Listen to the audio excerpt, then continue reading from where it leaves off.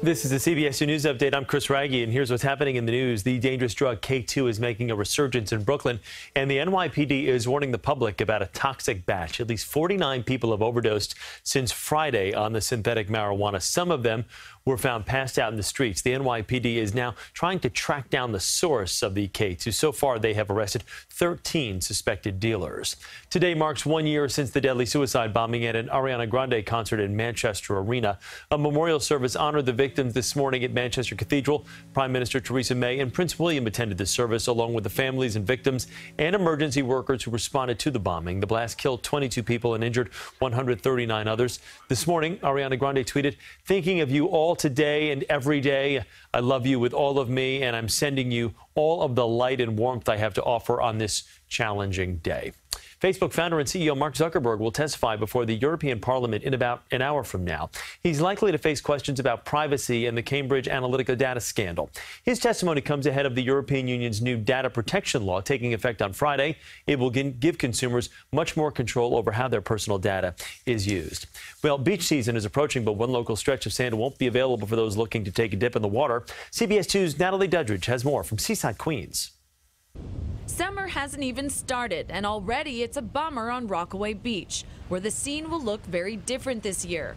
City Parks is shutting down an 11-block stretch of sand due to safety concerns from erosion to keep swimmers safe. That's a whole big span of beach. We can't really have it open with this much room where the lifeguard's going to set up. A section of sand between Beach 91st Street and Beach 102nd Street will be closed to the public to maintain a protective dune that was put in place after Hurricane Sandy.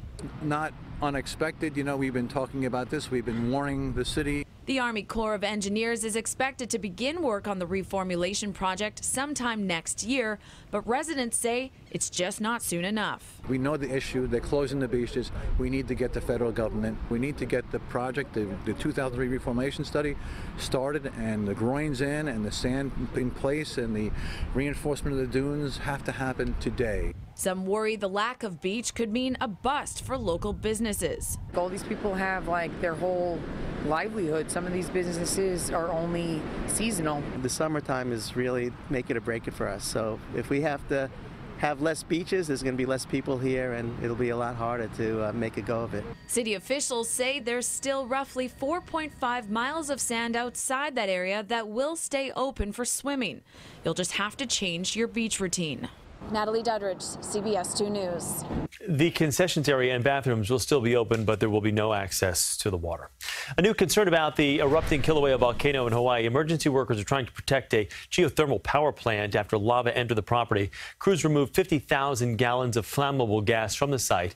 The facility is shut down, but the wells that are still there present a risk if overrun, and their safety warning along the Big Island southern coastline because of the chemical reaction being caused by the lava hitting the seawater. It creates plumes of toxic haze. New this morning, the New York Stock Exchange making history, naming its first female leader. Stacey Cunningham is currently the NYSE's chief operating officer. On Friday, she'll become the big board's 67th president, the first time in the exchange's 226-year history that a woman will be at the helm. The NASDAQ exchange got its first female leader just last year. A 99-year-old World War II veteran who was raised in Brooklyn has a new mission. Sidney Walton was in Manhattan Monday as part of his No Regrets tour. Walton is an Army veteran who fought in India and Burma during World War II. He wants to meet with every U.S. governor to talk to young people who have never met a World War II veteran. Walton got a lot of love and respect from those he met in Central Park. Pleasure to meet you.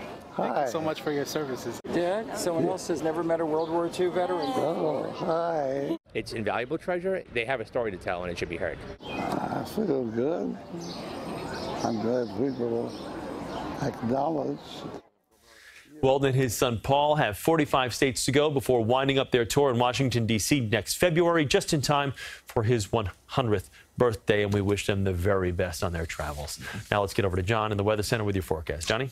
I like that story. My dad, Corps of Engineers, over at Schofield Army Base, WW2. All right, in the city right now, cloudy and 64.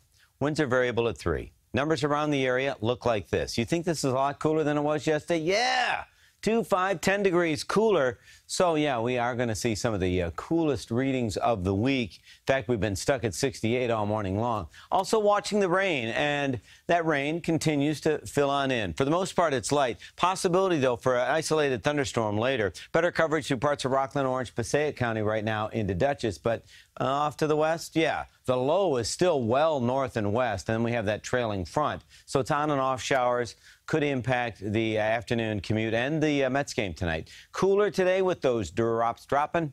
And then tomorrow, after we deal with the morning gray, parade of ships tomorrow. Sun's back. It warms up 81 degrees. And a picture perfect for your Thursday. We're setting ourselves up. Real nice stretch of nice warm weather to wrap up the week. Right now, Chris, I know you want to know this. Yep. About a 40% chance of a shower or storm Sunday and Monday. Sorry. Okay. Just 40. That's not bad. That's right. John, thank you so much. That's your CBS2 News Update. I'm Chris Wragge. Join me in just a few moments for a live Facebook chat on my Facebook page at Chris Wragge. So go there, and I'll see you in just a few moments.